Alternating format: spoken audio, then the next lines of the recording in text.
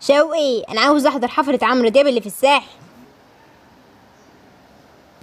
وانا عاوز مكرونه بشاميل عادي، كلها طموحات واماني، يعني هي تحقق يعني. يا جدع بطل جافة بقى وحسسني مرة اني انساني من لحم ودم. وانا مش عايز افاجئك عشان دوسه، بس انت مش انسانه اصلا، انت عروسه لعبه محشيه قط. سيب بقى الموضوع الاساسي وامسك في الحشو، انا عايز اروح الحفلة زي اختي طب سهيل. لو وديتك الحفله هسيبني اتفرج على المصارعه وانا باكل المحشي؟ خلينا اروح بس وانا اخلي جون سينا بنفسه يلف لك ورق العنب. هنعمل ايه يا رجاله في الحوار ده؟ هو البت سندس راكبه دماغها وعاوزه تروح حفله عمرو دياب اللي في الساحل. طب ما توديها يا شاشه، هي الحفله بكام يعني؟ مش قصة بكام يا عمدي، بس انا سمعت ان الحفلات ديت عايزة واسطة جامدة قوي. يا عم لو على الواسطه موجود، انا ابن خالتي موظف في الكهرباء. امال ايه البروبلم دلوقتي يا ابو الشاه؟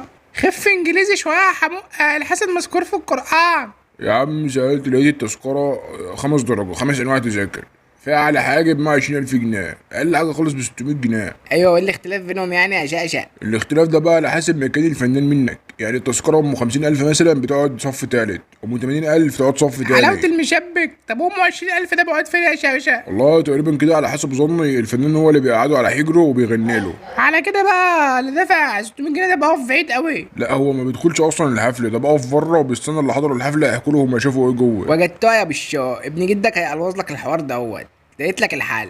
الحقني بيها يا عمده ابوس ودانك. بص يا بشو، انت هتقول لها انك لقيت عمرو دياب مفول الحفله بتاعته ومفيش فيها مكان. تقوم ما تدبوزها ونقرب خط الحلة في دماغه وفتح له دماغه. يا جدع ما تبقاش متسرع واهوج، انت هتقول لها انك ما لقيتش مكان فحجزت لها في حفله الكينج محمد منير. وهو يعني محمد منير بيبيع بامبز؟ ما انت هتلاقي الحفلة برضه بمبلغ وقدره.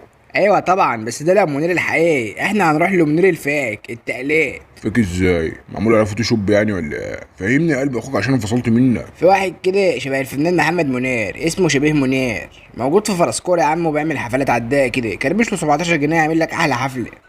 سقفوا له سقفوا له سقفوا له شجر المسترح طلع على عيده. ايه رايك بقى في الحفله دي؟ خدها سندوسي مش حارمك من حاجه هو. في عشق البنات انا كنت قابله. سقفوا له سقفوا له سقفوا له. يا نهار ازرق يا شوقي، انت بتضحك عليا ولا ايه؟ ده مش محمد منير، ده الاستاذ هاني شاكر.